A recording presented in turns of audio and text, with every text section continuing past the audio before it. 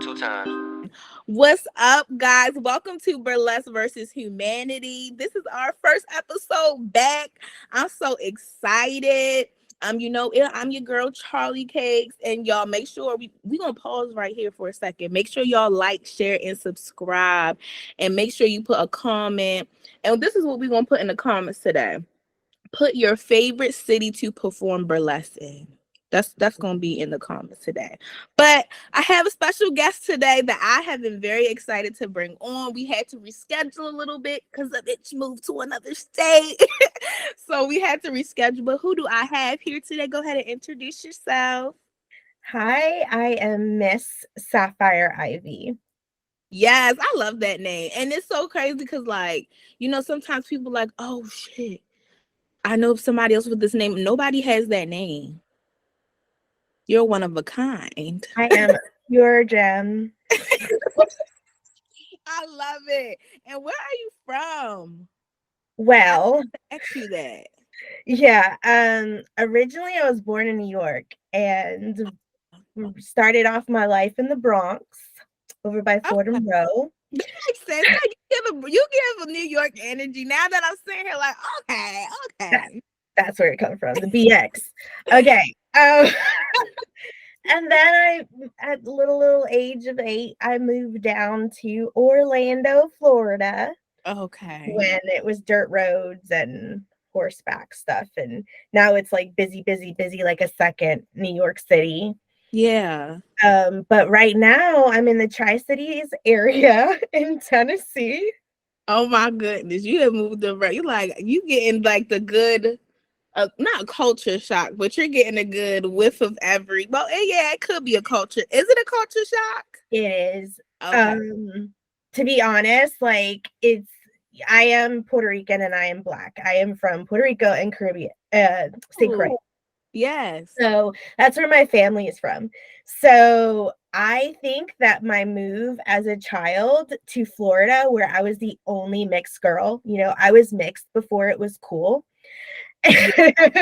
Yeah. Where no one knew what to do with me. Yeah. Or what I was. And then I think that culture shock as a child prepared me for moving up to the mountains. Got you. As an adult, I'm able to dive in and express myself without any kind of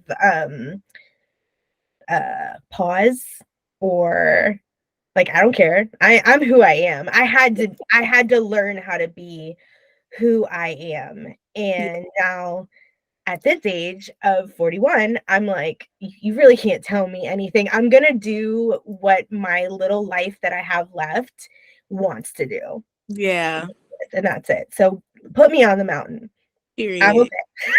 Period. Look, I love that. No, I love that you are able to get like different, cities. But have you performed in each city that you lived in?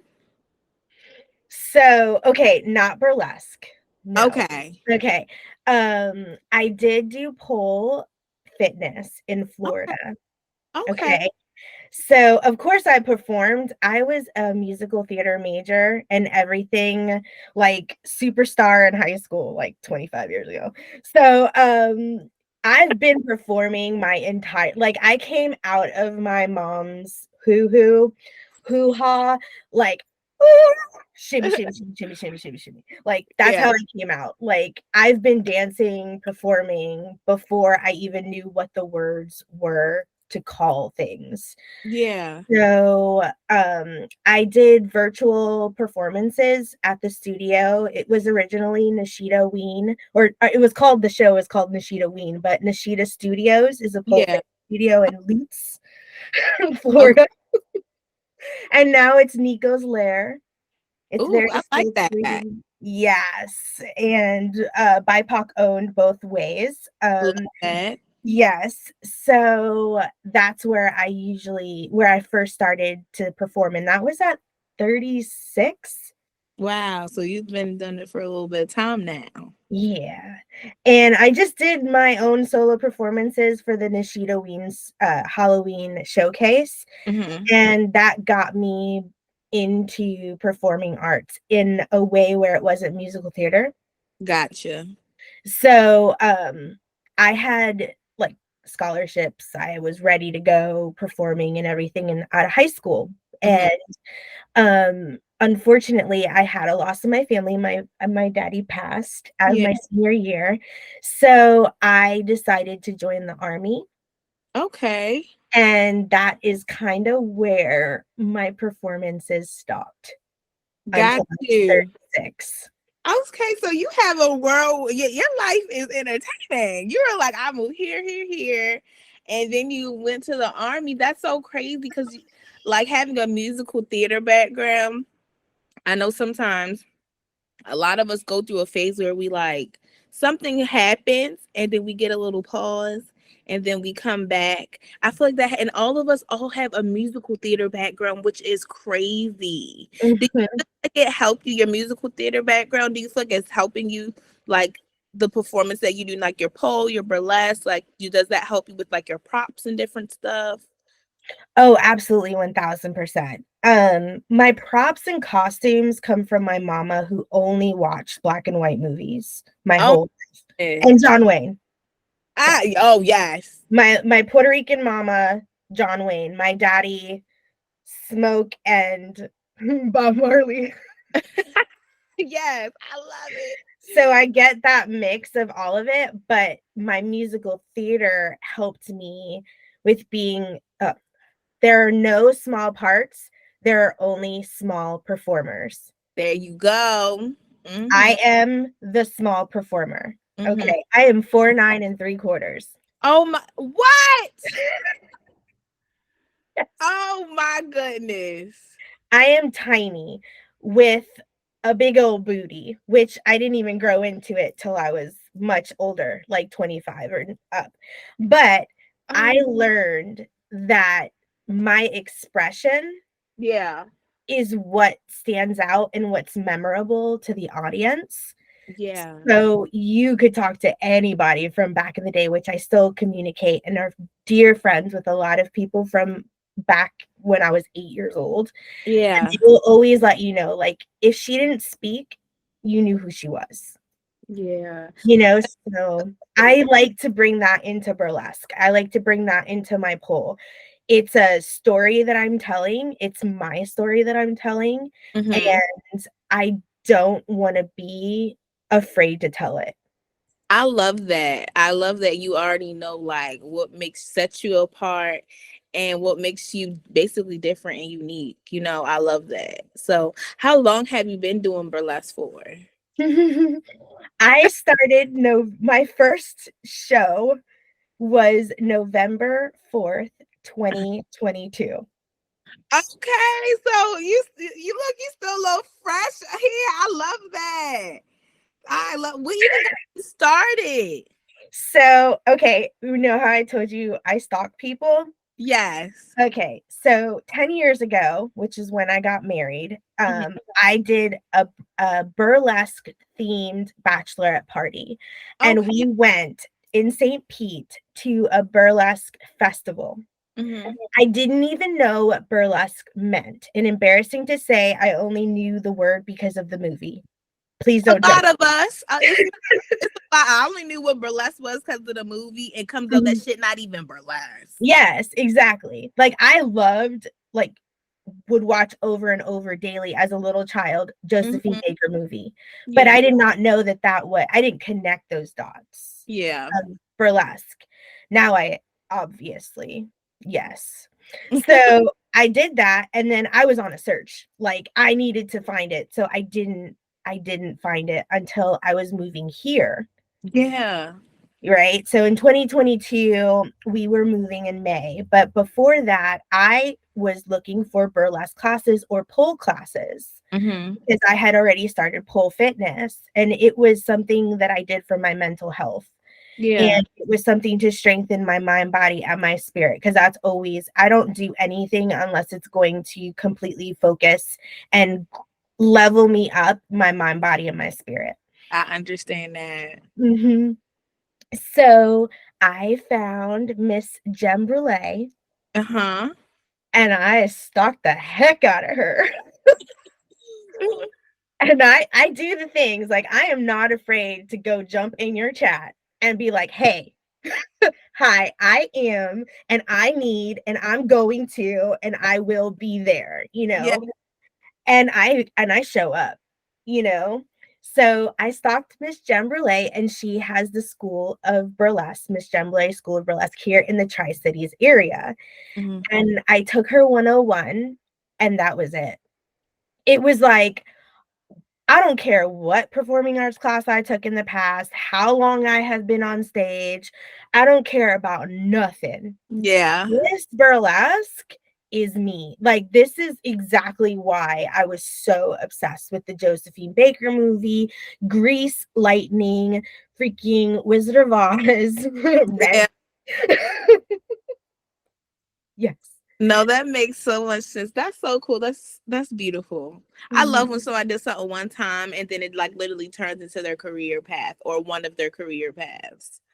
It's absolutely 1000% not even an option for me. Like, I need to do this. It Oh, like this gave me chills saying that. I'm sure my husband's like, oh my gosh, like really, really, babe, like all day long. Like, oh, look at this. Oh, look at that. Look, I've learned how to twirl. Like, I've learned how to shake. I've learned how to shimmy, Yeah. bump, grind, like all of it, you know? And Yeah.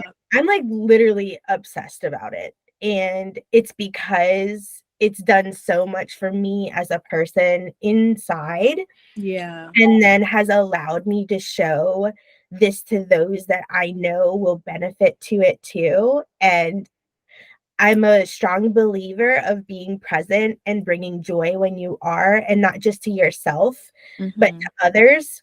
And when you keep that and hone that joy in your heart and it's true to your authentic self, those around you will see your energy and feel your energy, and that will uplift them. And Yeah. that's my purpose. And if it's because I need to like twirl tassels, then that's what I need to do. No, I totally understand that. Yeah, like I wouldn't it's so crazy because how I started burlesque was so different, a little bit different. I didn't get to take any classes. I literally was like, because I've been professionally dancing for so long, so Right. I just was like, I started actually doing OnlyFans. And I was doing OnlyFans for like a really long time. But I Mhm. was like, how I did it, I wanted it to be more not just a typical what you would see. I'm like, I have a dance background. I Mhm. would make this sexy dancing, but I didn't know I was doing burlesque on there. I was literally like dressing up in cute outfits and doing strip tease, but I didn't know what it was. I just know I knew how to dance and I had some cute ass outfits. So I'm like doing it, but I was like, it was one day I did one video and I was like, bro, somebody needs to see this other than OnlyFans. And I was like, man, what am I doing anyway? And I looked it up. I was like, I started doing research and I'm like, oh, this is burlesque, what I'm doing, strip tease. And I'm Mhm. like, okay, cool. So let me find a group that I can get myself into so I can perform live and also get some, education and background. So I'm on Instagram putting in hashtags like Atlanta Burlesque. And I found this group and I'm like, oh, this is it. So they had like two pages. It was the owner, she had her own page, and then they had the group page. And so happened they were having auditions. I was like, oh shit. So I hit up both pages because I was dedicated. She was like, girl, Mhm. I already talked to you. I'll see you Tuesday. I'm like, hey. So I went to the audition. I danced my little heart away. They literally were like, bitch, who are you? I was like, damn, I was that good.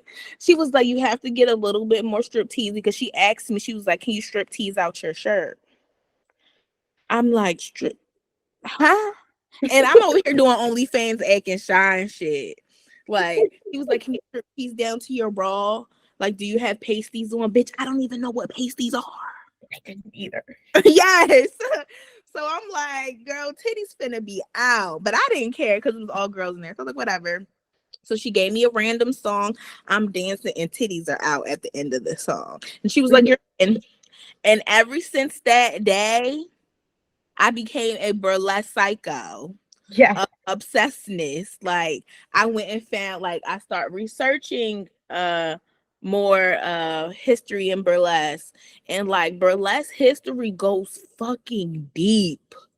It's crazy. It goes really deep, especially with our like people of color, like us. Yeah. Like it runs deep. We really started this shit, but they whitewash everything. So you wouldn't know that our ancestors, or why we're so musical, or why probably one of our ancestors were doing burlesque or Mhm. different stuff like that. Like I really believe a lot of people that are on this path of burlesque, somebody in their family had some hands in it, even if it was your uncle was the host, somebody was sweeping the goddamn floor in the burlesque club, Mhm. the Mhm. singer or performer. It's just like, and the burlesque community is very small. It's shocking. Yes. My aunt, Sharon Velasquez, Uh-huh. rest her rest her soul, she's my favorite aunt. She's the one that, like, she taught ballet, tap, jazz, all that, but she was in the Caribbean Performing Arts, uh, company, Mm-hmm. traveled, and I have pictures of her with, veils and skirts in the Caribbean, in the Carnival, and all that stuff. And I would watch her and watch my aunts and my cousins and my uncles on the drums and the Caribbean drums and all the steel drums, all of it. And I would just be like, this is fabulous. Like I love it, you know? So when she would teach classes, she would have me come in. I do like a class, and then I was assistant teaching her from as early as 10 years old. That is beautiful. Mhm. So this is So, your line already. It was just yeah. waiting for her to figure it out. Like, how can we get assigned to her till she knows this is her path? Yeah. So I 1000% believe, like, I can trace back all of my aunts, all of my grandmother, and this is my great aunt that Sharon that did that. Like, my first festival, What the Funk, last year in August, my dad's sister, my aunt, who is the niece of my aunt Sharon, was Mhm. there in the front row. So, like, it's supported. It's been in my family, performing arts and this type of style. It's just named, burlesque now, but I mean, I trace my roots back to Nigeria and Spain. So I've got flamingo, and then I've got, our hometown, like that Yeah, Nigerian African beats, that pounding, that earth energy, that, connection in my blood. So it's so beautiful that when I came into burlesque, that is when I was able to really connect with both of my cultures. I yeah, learned at the What the Funk Fest that there were so many people of color, Black women, all of it, Spanish, Asian, like all of it there, that taught me so much just by just watching and paying attention to their energy. But what hmm. I also learned is that many moons ago, we weren't even allowed to step into the front door of the triple door. Hell no, we couldn't. Even if we performed on stage, we couldn't use this bathroom inside. They had a fucking porta potty outside. We had to go outside to use the bathroom. Like, y'all got me fucked up. Mhm. Like, how am I a performer and I'm showing y'all a show and I gotta go shit outside? In an outhouse. Like, Yes. and here I am, shaking my tassels and getting paid as I walk through the front door, and my aunts are there front row that That's walked in the beautiful. front door. Yeah. How proud I am to be able to be that person to show my aunts, my blood, my family, that we can do this now. Yeah. And to be completely honest, it took a lot for me to absorb after that festival. Yeah. Coming to Tennessee, I didn't understand what BIPOC was. I've never even heard of it before, Yeah. to be completely honest. Some white lady came up to me and was like, "Oh," because we were doing because I'm also a metaphysical person, so I had a shop and everything, but I had a little tent set up at a festival, and they're like, "Oh, just so you know, you're a BIPOC business owner. I have a basket of free goodies for you." And I was like, "What are you talking about?" No, I understand. I just got onto the saying too. I was like, Yeah, "What the fuck is a BIPOC?" And somebody yeah. explained it to me. I'm like, oh, Oh, okay. okay. And it took a lot for me to understand and relate to that because I can't I'm the type of person I can kind of hide through my skin color. Mhm. I was never accepted from my Spanish or my black side, like outside of my family, Yeah. because they don't know what to do with me. I'm mixed, you Yeah. know? So I was like, I'm not like my friend here that is cannot hide behind her skin color. So she's a very dark, beautiful chocolate, color. Mhm. And I can't, how do I, go in the same category Mhm. as her? And then when I go to What the Funk and I see all of our caramel, mocha, dark chocolate, like all of it in one pot, swirling around like a beautiful velvety latte, you Yeah. know, with some whipped cream and chocolate sprinkles on the top, and I was just like in my emotions. And then when I find out the history that I am going to, like, just a little tip of it, like, oh, there are black performers, there are Spanish performers, Latinas, Hispanic, all that. I was just like, give Yeah. it to me, give it all. Like, I have been like since August just on top of every single way that I can perform with Mhm. BIPOC, for BIPOC, teach at studios that are owned by BIPOC, Yeah. like, bring classes in, go to classes to support BIPOC teachers. Like, it's a thing. Yes, no, it really is. And you know what's so crazy is that I've been having this conversation with myself because I've been working on wanting to do a burlesque, kind of like a burlesque festival, but also teaching and competition and different stuff. And I have been having this battle like, do I just want to make it BIPOC? Because I feel like we're in a space that we're still fighting to be in these certain rooms as white performers. I'm like, Mhm. bro, it's 2024. It's like we have a lot of things for us, but they don't get their notoriety. Number one. Number two, funding is so hard for us with certain things.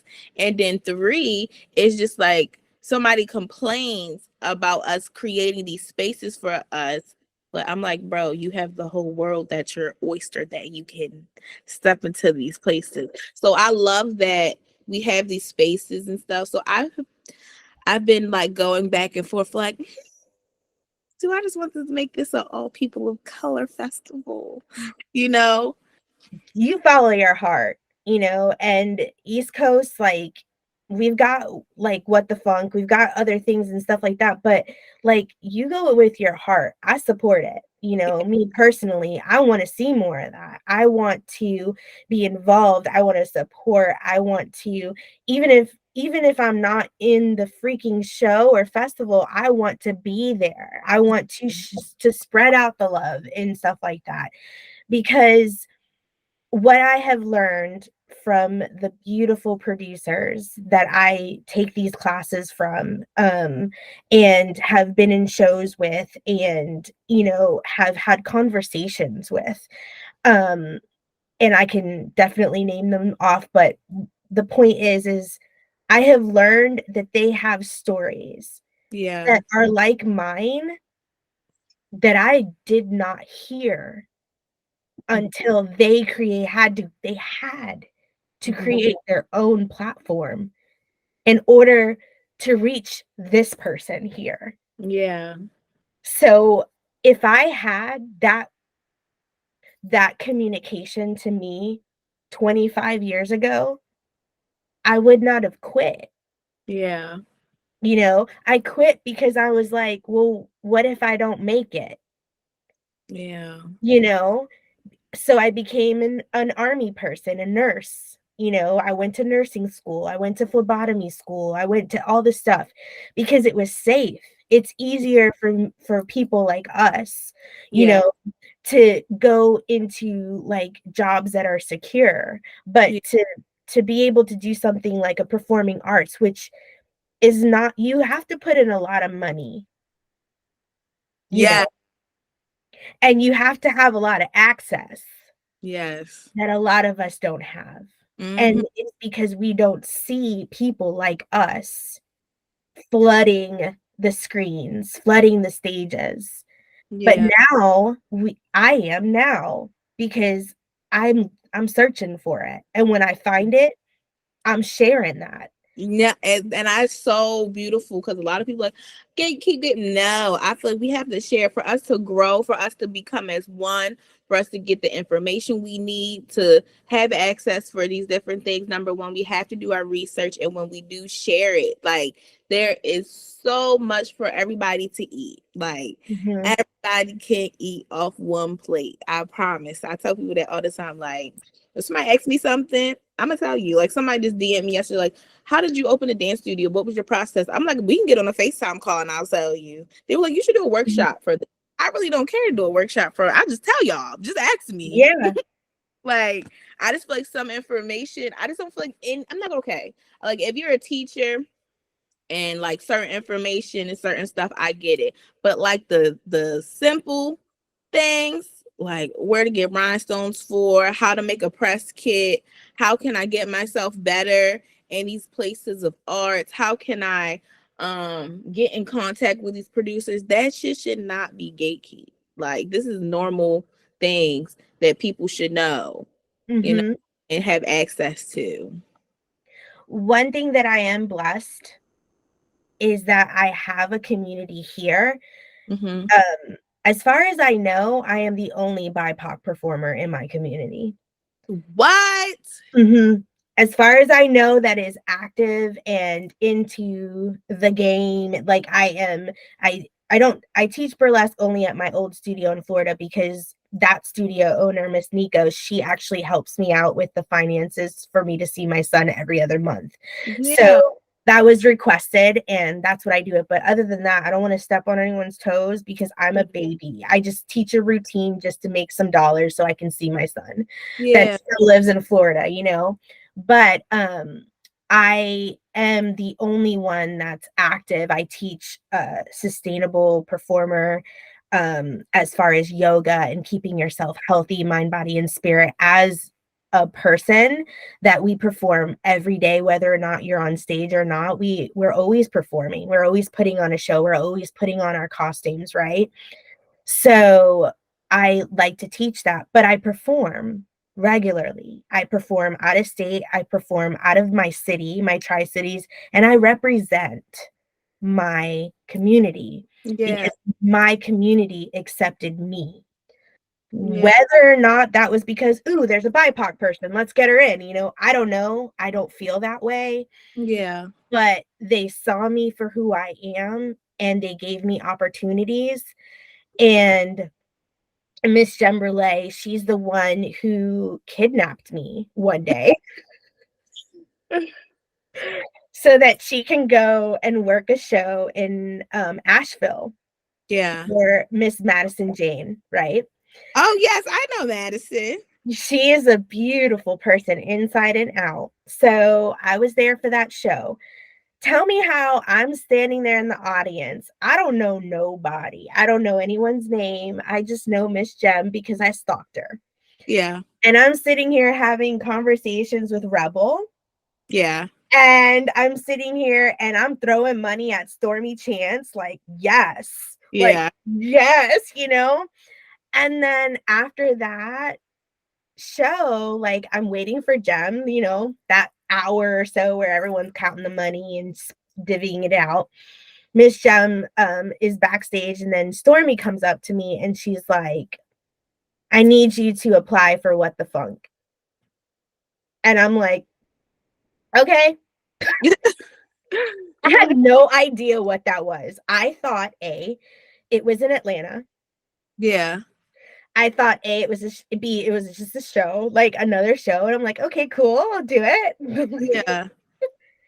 And I audition, and I get the audition, the acceptance letter, and it's in Seattle. It's a festival, and it's the biggest, only festival for all BIPOC performers. And I was like, are you serious right now? Like, did I just do that? How am I going to get to Seattle? I have no idea.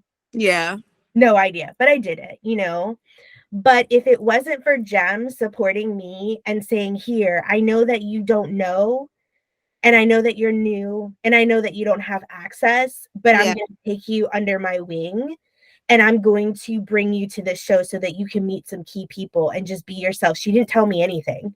Yeah. She didn't tell me who these people were. She didn't tell me nothing. She just said, because she trusted that my energy, my talent, my grace was going to lead where I needed to go. Yeah.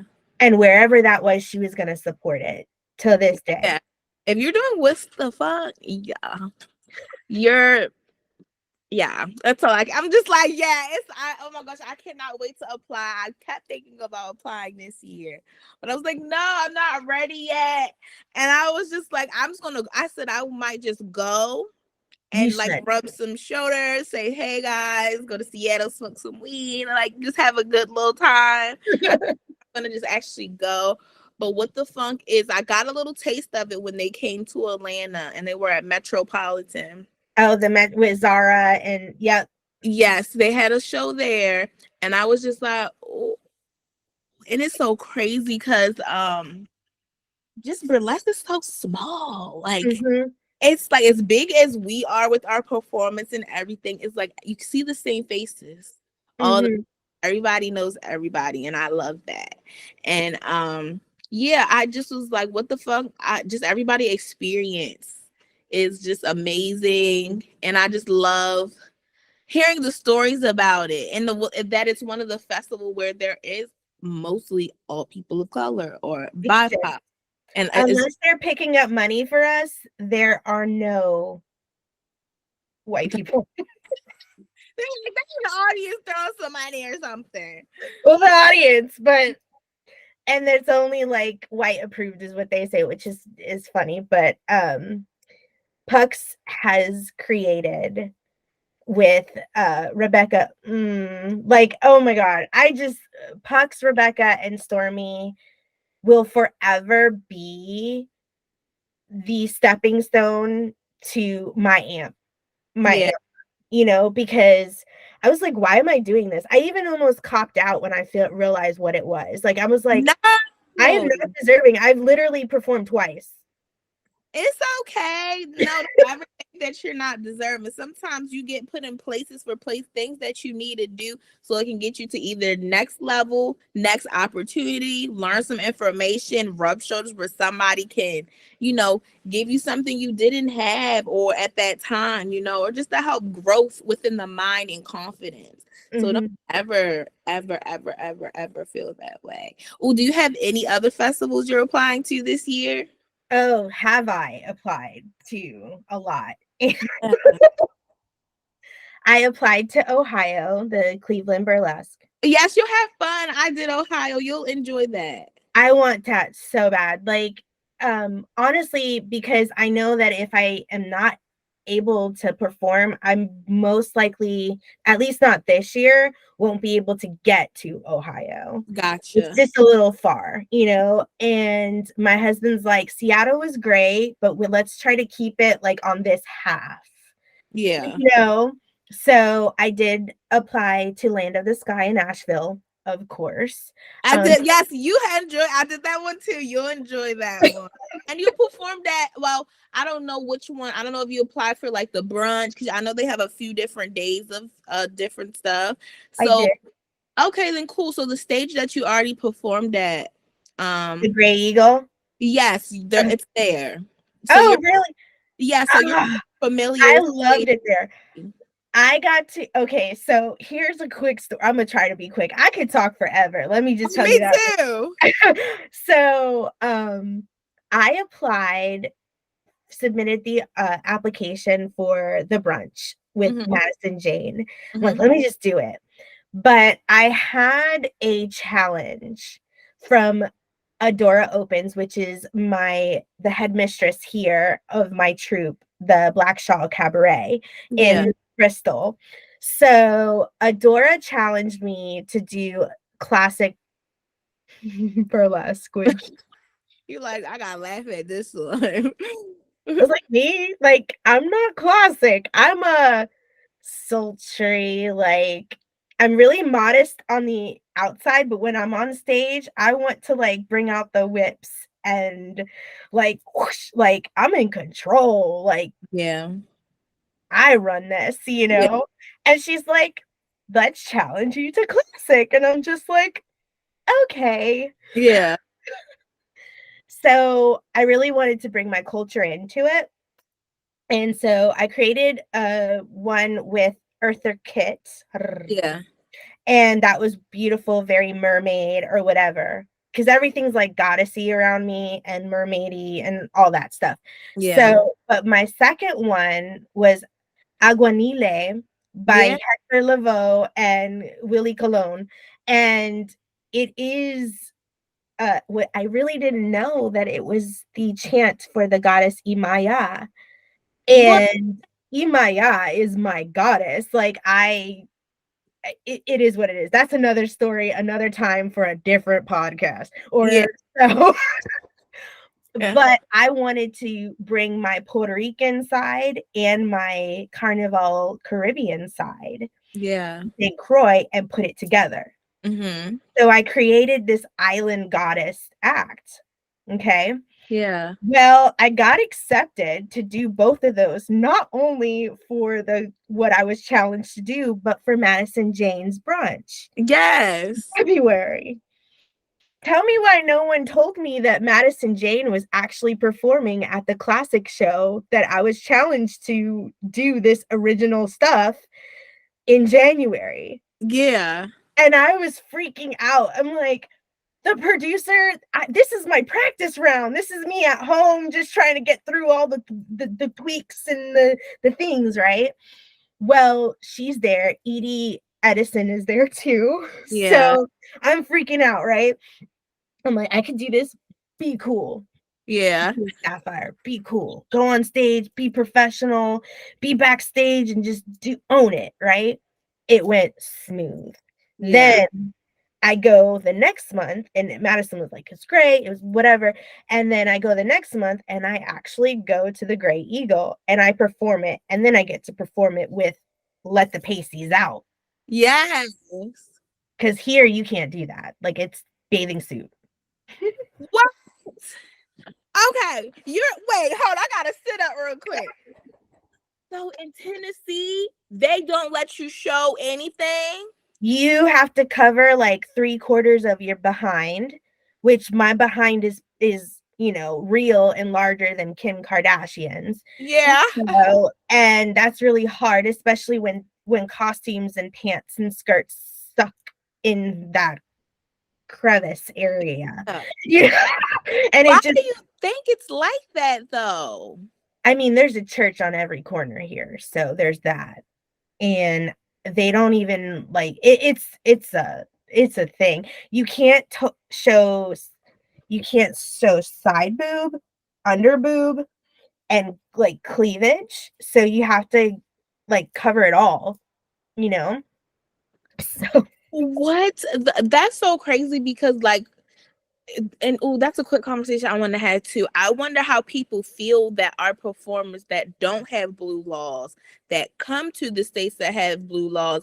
I'm like, I wonder what their process is of changing their choreography for their sets because if you're used to going down to your pasties and then you go to a state where it's like I have to find a whole maybe different costume or add to this costume or switch up my choreography because I can't show my titties. yeah. we make it work. And like I said, our community is so supportive. We get a lot of out of state performers that we like to headline. Yeah. So Adora and Jem, they really like to make sure that people are in the know with our laws. We do not want to get shut down. We're building this community in a positive way, and Yeah. we do not want that stereotype of ill, like they're just like strippers and stuff like that. Like, no, yeah, we're strippers. Yeah. We're the original. We are showing you the art of the original teas, Yeah. you know, and that classic or whatever. And heck yeah, like stripper and proud, you know, but you know, it's not dirty like that. It's not like we're being forced to do anything. I am a mom, a wife, Yeah. you know, a veteran, a nurse, you know, you know, do the things. And so they definitely educate us a lot in Okay. making sure that we know how to not get shut down, because this is our life. This is all Yeah. we do here, you know? And I heard Tennessee has these other laws they're trying to like put like doesn't like don't they have a law for like drag? They can't do drag there or something anymore. So like what's that about? That's funny you say that, because my first show last year in January, where I debuted like in the public, not a private show, Mhm. was at a bar, and that was the month or the months where the protests were happening, where if your ID doesn't match your your presentation, so if you are a female on your ID or a male on your ID and you're presenting as a female or male or opposite of what it says, you can go to jail. They were trying to pass that bill or law or whatever. Now, I'm just coming here to Tennessee from Florida, and I'm like, what the heck is this? There's protesters outside, there's undercover cops in the bar, like checking us, you know. Thank goodness the protesters and the letters and the petitions that the community signed and delivered stopped it. That is crazy. You know what's crazy as I go back and think about these different laws and stuff like that. It like people don't under like I feel like they make these laws because they know it's going to affect people of color majorly. And maybe I'm just like whatever, like everybody's here to attack us, which it feels like sometimes. But I feel like because number one, if you think about people that are probably in Tennessee doing like I don't know, not just period. I feel like it's really attacking the people of color because I'm like, people may make more money by wearing a G-string. So now you putting these things on it. Or I don't know. I don't know what I'm trying to say, but I'm just tired of them. Here's how I think about it. Okay, if you go back in history,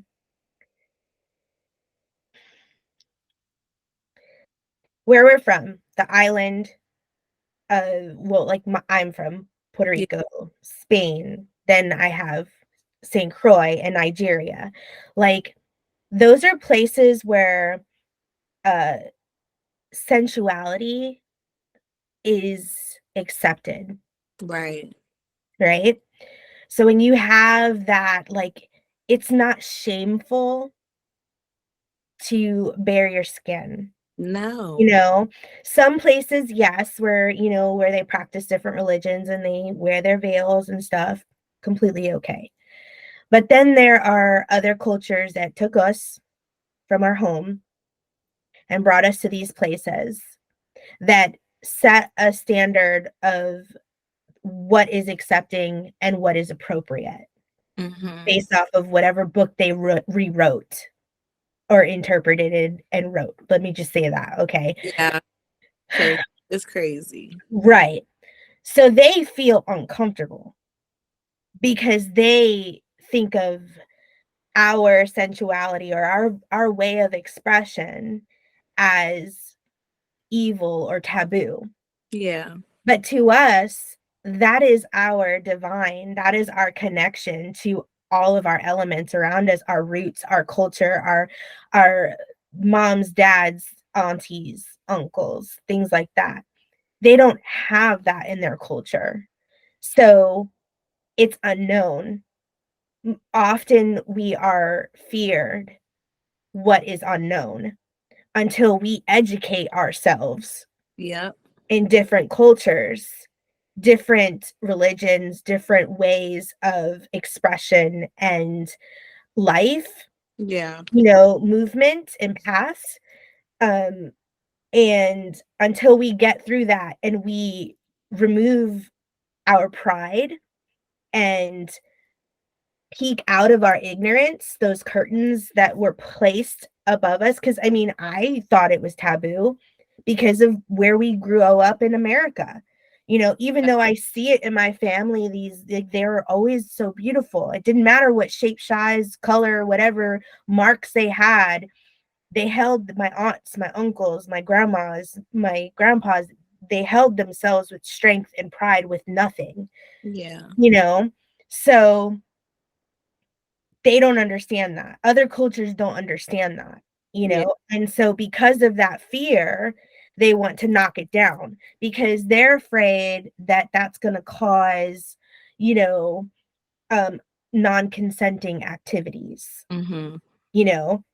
But me being beautiful, whether it's the social beauty that we are presented to our whole lives, but me being beautiful with who I am and owning my beauty as who I am, Right. mind, body, and spirit, if that puts fear in you because you can't handle yourself and control yourself around me, that is your issue, Big to not. that.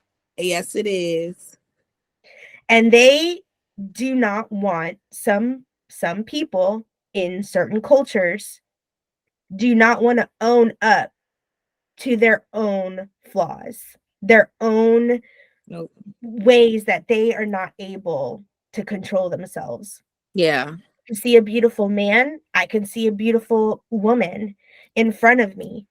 That's not going to tempt me any further than honoring that they're able to be there and Yeah. present themselves as themselves and feel beautiful doing it.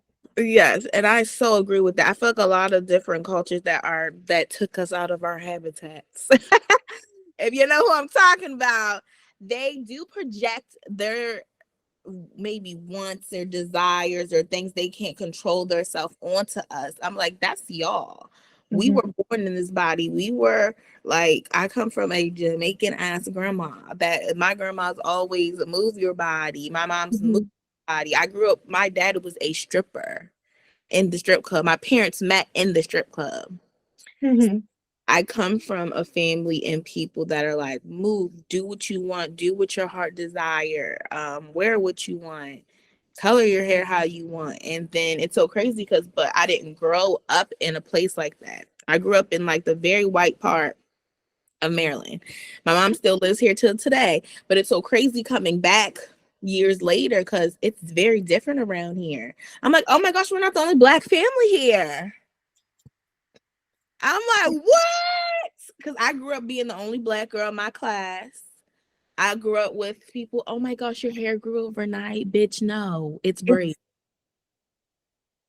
Like, I grew up having to get a paper signed to even learn about Black history. But you wanted to teach me about Columbus stealing ass. But you mhm. got to get a paper signed for me to learn about Martin Luther King and Rosa Parks. That's so sad. It's so sad. And it's like we need to know these things because it helps educate our history and us to know how far we came. And like we are so blessed to be able to even do number one burlesque freely. And yes, they are still trying to put laws on stuff, but it's just beautiful that we're able to produce these shows, create these spaces and stuff for us to educate us more and just to give us more support. And I really hope through the years, like this new generation of burlesque, I hope they just keep the history of burlesque and really learn what it is and make it just keep continue to make it a safe space. I mean, I'm a baby in burlesque. I may not be a baby in my real life, but I'm a baby in burlesque. And my goal is to keep honoring. Yeah, I'm a Reiki master. So honoring your teacher, your elders, your parents is a focus, is one of the many, one of the rules or whatever. And I do honor that. Like, as a baby burlesque performer, like, I want to make sure that people know the history. And the only way I can do that is by seeking out and learning for myself and being that student. You Yeah, and continue performing and stuff, and know? just Hmm. continue doing what you're doing as well. Oh, Right. one of your burlesque goals for this. Okay, what's a short term burlesque goal that you have, and what's a long term burlesque goal that you have? Short term. Um, whew, getting my costumes, like, that's in my head, like, Yeah, down. Like, like, just learning that, yeah, and I know I want to be like tassel queen. And I yeah, realized that when my one of my tassels fell off on the stage, what the funk stage, and yeah. I still did a one titty twirl. Yep. The So show I never just kept stopped. I just kept going. So I realized, yeah, I want to do that. I want to do that a lot. Like, I just want to just keep twirling. Yeah, So mastering, because right now I consider myself in my like junior, senior year of college yeah, for burlesque. yeah, So whatever money I make goes back into the community. I go take classes wherever I go. I was just in New York. I took a class with Gigi Holiday at the in Manhattan. Like, yeah, I want to do those things. It's not a lot of money because I yeah, don't make a lot of money doing this, yeah, but wherever I can, I will. Taking the Bella Sin classes that are free and just yeah, tip only, every month. Seeking and watching Pearl Noir's videos. Oh my gosh, they're doing a whole fan thing coming up in March 30th and in yeah, April. Like, I'm there, learning from and absorbing from the masters yeah, as I am in my master's program, you yeah, know? So that's the short term. My long term is to hit every continent, yeah, you know, and then whether I have a crown or not, I'm not a competitive person. So I don't even see myself being on like a Beehoff stage going for a crown or whatever, nothing like that. But um, I do still want to be that person that represents as a legend, right.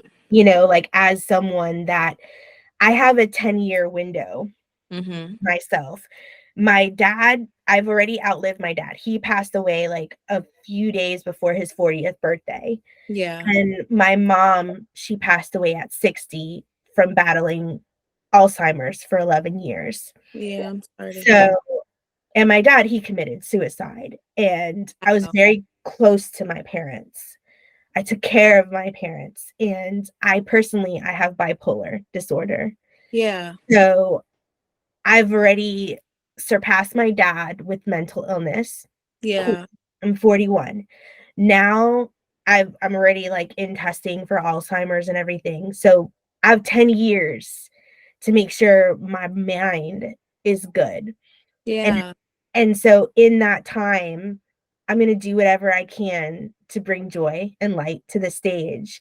And yeah, that's my goal. And then after 60, I'm gonna just keep going for as long yeah. as I can keep truckling. And even if I'm there like with a bib and a diaper and Look, a moo, I'm gonna be like shaking them tassels, with my dementia brain. I'm okay with that. that is beautiful. You have a very beautiful story.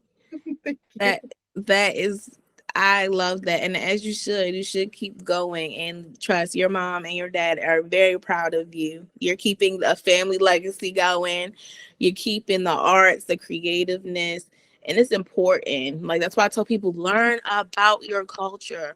Learn about your family because you never know. Like for years I used to be like, why do I like doing this stuff? Why do I like dancing? Girl, your daddy. Mm-hmm. Your dad was a sex worker for 25 years almost. Mm-hmm. So, and then I became a sex worker myself because I started doing OnlyFans and then I started doing I used to cam. I used to do all type of stuff in the sex work realm. So I'm You like, are so like, I know you're gonna be like, what? Like, that is so so freaking cool. I mean, like when I was little, I would sneak to watch like what's this the movie Striptease. I just loved I've always loved that stuff, like Las Vegas Showgirls. I loved the strip yes. club. I loved all of it. Like all of it. I still love the strip club. It's something about the strip club. I was obsessed with the strip club last year. And I don't know, it's because I was hanging with my friend and she like she was a stripper herself. She was like she worked in the strip club and did burlesque. And I love that she did that because I'm like, what's the comparison? And I already know the comparison, but everybody has their different, what is it called? Stories or their different experiences. Mm-hmm. So that's why I love getting people that still work in the strip club and do burlesque. And I love asking them like, what's the difference? And usually they'll say like the money is the difference, because what I want to change in burlesque is that money aspect. I feel like every burlesque performer I talk to, they're like, I don't make money from this. I still work my 9 to 5. That has to stop. I feel like if you want to go full out in burlesque and make this a career, you should be able to pay your bills, take Mm-hmm. retire. And it's just like if Beyonce can retire from singing, we should be Who's able to doing retire. burlesque too, though? Exactly. And I'm seeing a lot of artists this year use a lot of burlesque outfits, dancing, and choreography, but they're not hiring the burlesque performers. They're not Mm-hmm. hiring the burlesque just the burlesque period. And I'm Mm-hmm. not saying that a regular dancer choreographer can't make up burlesque, but like why not put back money into the community, to the people that have either been in this game for a long time, and give them an opportunity. Because as much as we love burlesque, if we go out here to the regular everyday person, they're gonna be like, They don't "What?" have no idea what it is. I have to literally be like a showgirl. The people in Vegas, and half of Mm-hmm. the time, the people in Vegas, they're not doing what we're doing. Yes, they have beautiful costumes and different stuff, but like if you go to like a residency show, they're just doing one, two, show my outfit. Yes, let's march on stage. No, like we be coming up with real life storylines, Mm-hmm. props, the choreography, and not taking away from the Vegas showgirls, but Mm-mm. I shouldn't have to say that for people to understand what burlesque is. It's mainstream to us because it's our world, but I It's really, underground. yeah, I want burlesque to become more mainstream just in America, period. Also, the pay needs to go up because I'm just sick of hearing I can't pay my bills with burlesque. Like, I'm so sick of hearing that. I can't even pay for my costumes with burlesque with That what I make. shouldn't be a thing. That So shouldn't even be a yeah, thing. I I do need to mention the podcast Assorted Chocolates. I love that podcast. Let me just tell you, I love that podcast. My little Yeah. boy loves that podcast. They even shouted him out on that podcast. We love that podcast. Uh, So there's an episode where they literally go down a list. Gigi Holiday, Poison Ivory, and Reign Supreme. They go down a list. It's pop culture mm-hmm. of all the movies that is pop culture that are very popular that has burlesque in it and black burlesque. Okay. Yeah. I wrote that list. I was like in the car, notes, Siri, please put down, this book, this movie or whatever, and I watch it. Yeah. It's something that I love that, when you follow people of color in this, especially in this underground venue community that we have, we don't just talk about, oh my, I don't want to insult anybody. I really don't. So I apologize in advance, but not really. Like I don't want to hear, oh my God, I have so many glitter on my costumes. No, what's your history? How Period. far back can you go? Yeah. That's what I want to know. And they bring it to your attention. It's raw. That's It's beautiful. yeah.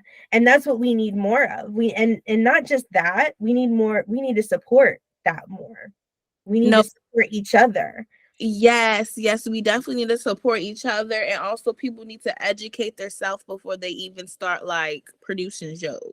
To really be honest with you, because like I just had a thing where this girl got on Facebook, and I had to agree to disagree because people was trying to tell me information.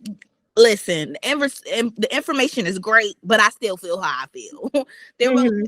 she put show minimum $30. Bitch, are you smoking crack? Try again. But um what about like not even a minimum? What about, oh, door share? I'll do it for a friend locally. Mm-hmm. Don't ask me to go outside of my I already have to drive an hour to get anywhere from where I live because I live in the mountains. So I can accept that. However, I'm not driving 4 hours, 5 hours, going on a plane for tip share and for door split with No. no guarantee.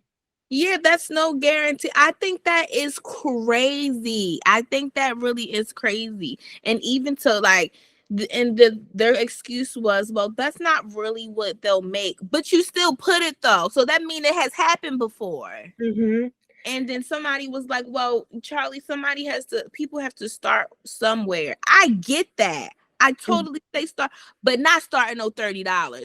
How far we have came from getting, low pay already, and as black people having to fight, and people of color, BPOP, all of us having to fight, and just even white people too having to fight for a pay. I feel like it's a slap in the face and disrespectful to say Mm-hmm. 30 minimum, even if you say, oh, somebody has to start somewhere. Well, shit, you needed to start by learning the payouts. If you want to tell Mm-hmm. somebody they got to start somewhere. Mm-hmm. To me, I think that's crazy and it's disrespectful. It really is. Josephine Baker, back in that time when it was hot and it was, the thing, was making like what in our money now, $10,000 a week. Yeah. Come So on now. where that bread at now? Because I feel like we getting bird crumbs. Yeah, we really are. And like, you know what? I'm gonna give you props because I accepted it Mm-hmm. until I found your YouTube channel and I saw your first episode of Burlesque versus Humanities with Mm-hmm. Feline. Yeah. Um, yes. And y'all were talking about the pay and like if her first gig without any experience was 300, why would she have to accept anything less than that? Thank you. Why would we have to, if our costumes cost us close to anywhere from $100 to $2,000, Mm-hmm. why are we getting paid a $75 guarantee? Exactly. In I understand some communities, like our community, the Tri-Cities area, Burlesque, Mm-hmm. we're so small. I mean, the community and population itself is so small with a church on every corner. Yeah. The fact that we pay 75 guarantee is like a pretty standard Yeah. is, whatever. Now headliners, we do our best to work it to save up our own tips. Yeah. So I do understand that you have to start somewhere, Mm-hmm. but if there's your hometown and then there's out of town, Yeah. you know, you know, festivals also, they get paid, you get paid very little Yeah. compared to what you have to put in, but at least there's value there. Yeah. There's classes you can attend with performers that are legends. Yeah. You get introduced to people, you Mm-hmm. get exposure, you Mm-hmm. get like you get, you know, experience, Yeah. so that's understandable. Yeah. And it builds up our community. It promotes our community Yeah. and your hometown or whatever. But if you're asking people to come over to your stage for a split tip, like first of all, split tip, I don't want to do that anymore. like split tips, to be honest with you, because I feel like what if one performer just didn't give a fuck that day and she Mhm. did her best job, or they didn't do their best job, but you went up there and killed it, and you swimming in dollar bills, and I gotta sit there and split my little $200 with somebody that really may not didn't care as much as me. I don't like that. Let me tell you, I learned when my husband went to one of my shows, only one, Mm-hmm. and it was the first one he went to, and he's like, "Let me see what's going on." I did 3 numbers. I made Ooh. $11. Yeah. And now, okay, nothing bad about that. It was whatever. But my husband was like, "I'm looking at your stage. I'm looking at like 1 or 2 other performer stage. I see green all over the floor. I look at all the other performers and I don't see green. So why are you guys splitting your money and your tips when the green was on you and was thrown at you on your stage, on your floor, but the other ones didn't?" Exactly. And that's another thing too. Like, people don't understand, baby. I be doing some witchy stuff before I go on stage and money magic. I am not splitting my money after I just sat at my altar for 2 hours and talked to my ancestors about how I needed money. And they Abundance. and they have threw the abundance to me at a show. Then I gotta go split it with Tom, Dick, and Harry. No, that is not happening, and that's why I don't like it. Because, baby, you don't know what spiritual work I just did before I Yeah. came. So a thank you to me for doing that work for you to have to split my abundance. I don't mind splitting my abundance. I really don't. I'll share the wealth or whatever. I'm going to end up at this stage. I'm so new. I'm going to end up putting it back into the community anyway. Right. However, I can set boundaries after that. After Yeah. lessons learned, after I do my research and follow other performers, Yeah. listen to podcasts, listen to your lives, listen to your personal, YouTube channel and videos. And I'm going to go ahead and I'm going to listen and take your advice. Take the advice of seasoned, take take the advice of other performers that may have just started as well. What are they doing in their hometowns? What are they doing when they travel, when you go out of the country? Like, what's going on? I need to know that. Why? Because I need to know how to set my boundaries and also honor my value. Yeah. And we need to teach that and preach that more. Is our value is so important than what is being given to us at this moment. And yes, it is our BIPOC performers. However, it's burlesque as a whole community. Yeah. Burlesque is a whole community needs a shakedown, and I Hmm. if it don't change by this year, it sucks. But I'm like, do we need to go on a strike? How they did the writer strike? We might need to do a burlesque strike. Oh my gosh. I mean, like, I'm low key yes and no on that because, like, it's my mental health. No, I feel you same. I'm like, I love that shit, but I'm like, But no, I get it. Yeah. Do we need to go on a strike? Because I'm going to pay my taxes. I pay taxes. I got LLCs. Like, I'm not, you know, I, look, we could go on and on.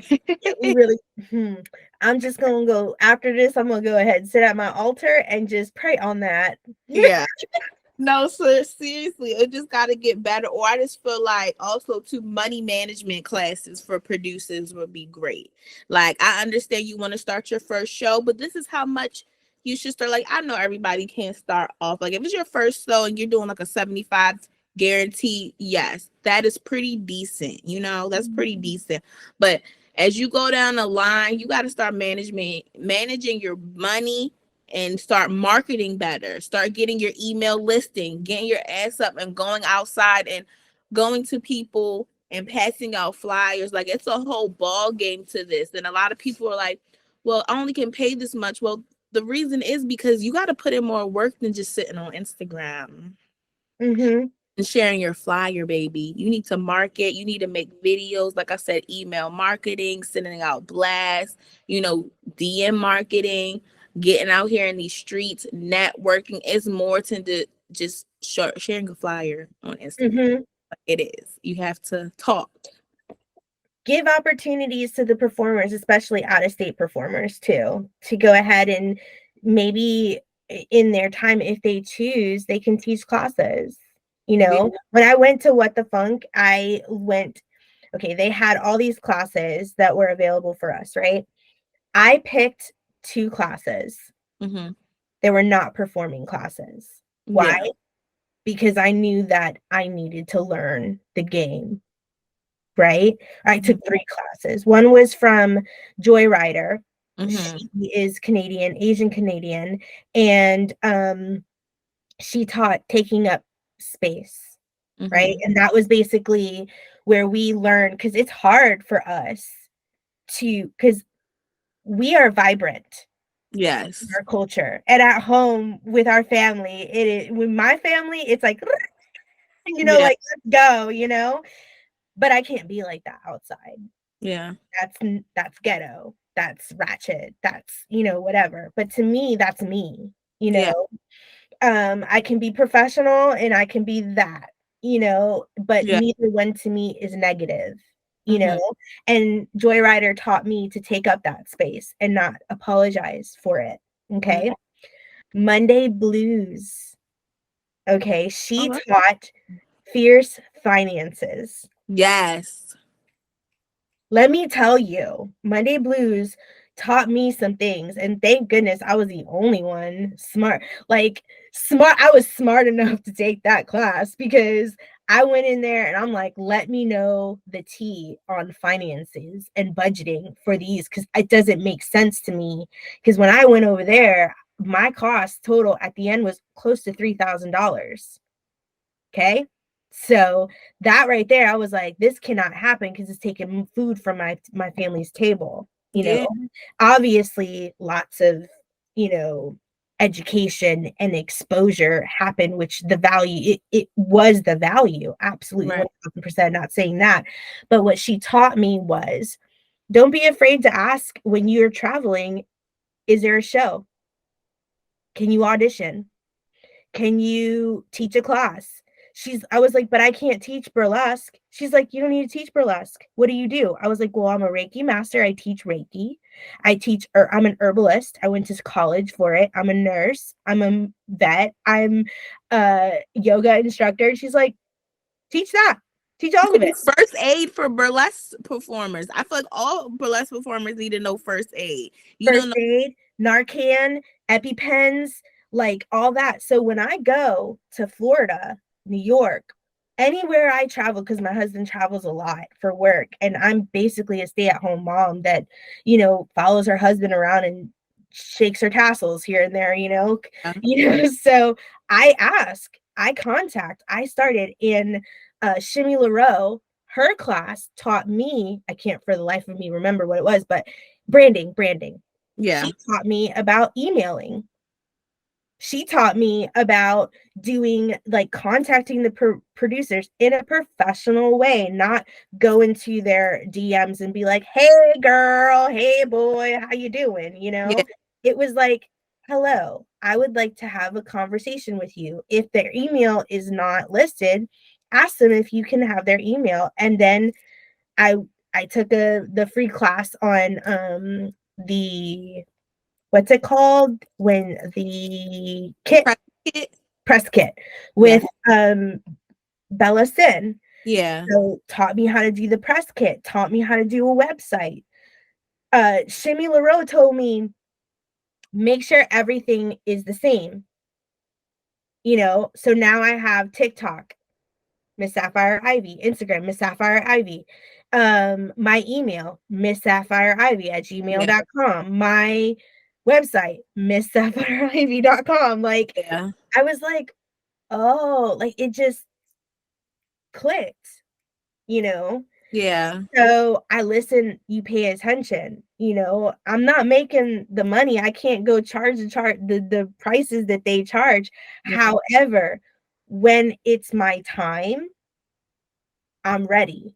Yeah. And that's what they taught me. Yeah. And I honor that, Yeah. you know? So teaching those finances to people, to baby performers from the get-go, Yeah. and being brutally honest, Yeah. like saying, look, if you're not willing to write letters and emails and work on your articulation, your communication, your professionalism, then bye, go, Yeah.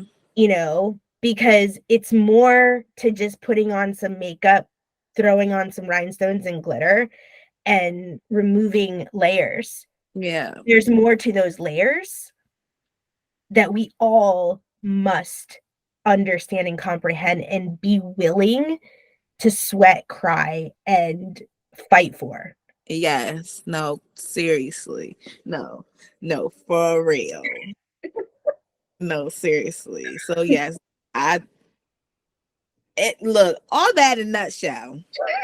Because people think burlesque is cute, but it's cute, but you have to have your desk days to where you're like, okay, I want to send my press kit here. You have to do your research. Oh well, where can I perform, or which city do I want to do next? What producers are there?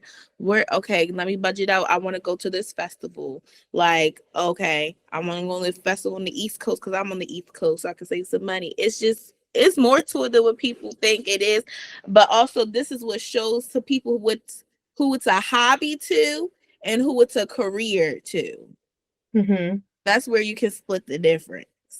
Because some people do like, oh, this is just a hobby for me. This is a fun. And that's totally fine. Yeah, totally cool. This But ain't no hobby for me. it's not. I do nothing else. I am a stay-home mother and I produce shows and I'm a burlesque performer. And that is what I do. So I totally understand. Oh, before we wrap up, I would like to play a little game that is going to start being it's a new game. So it's going to be called This or That. Okay. Okay, so here we go. So I feel like I know this already, but classical or neo burlesque? Neo. Yes, No, I knew you. Look, but I am leaning to that classic. yes, yes, we love that. Okay, burlesque shoes or stilettos? Burlesque shoes. Mm-hmm. I'm a disabled vet with a bad knee and hip. Arthritis. I feel you. Okay, R&B or oh my goodness, why am I? Because it's R&B. Okay, then that's it. Yeah, look, I'm like that's it. Okay, slow burn or more fast paced. Slow burn. Slow burn. Yes, yes, yes, yes, yes, yes. That's how I feel. Okay, Goddess Egypt taught me right. Just teaching me yes. Yes, no, no, for real. Taking your time, taking up space. That is the hardest thing people don't understand. That is to do is to take up space and take your time and make that eye contact with the audience and create an aura or difference. It's hard. You can move fast all day long, but can you take your time and show those points and show the lines of the body? Oh, don't get me started. Okay, New York or London to perform. London. Yes. Oh my gosh. Yes. I want to perform in London too. That's a goal. And also South Africa too. I didn't Yes, know South Africa has a festival, a they burlesque. do. Let's do it together one day. I'm down. I am so down. But yes, that is it for the game. That was my first time doing it. I love that. Thank you, thank you, thank you. And please make sure you go ahead and shout out your socials for your Okay. Instagram and your TikTok. Is it all the same? Yeah, Miss Sapphire Ivy. Okay. SapphireIvy.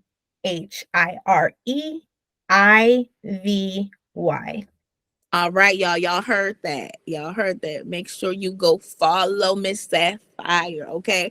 We really enjoy having you today. We had a really good conversation. I told you it's like we home. We It's chatting, beautiful. just talking it out, getting to know you, talking about your experience. But I can't wait to have you for your part two to see where you're at in like the next 6 months. Ooh, yeah. Yes, I know you're gonna have some good stuff to tell us. And Mhm. I'm excited, y'all. So make sure y'all like, share, subscribe. You know, with your girl Charlie Cakes. Remember, put in those comments what city would you like to perform in, guys. So I will see you on your I said see you. I'm talking like y'all on the damn episode recording it. We will see you guys on our next episode of Burlesque versus Humanity. And you guys have a good evening. Bye.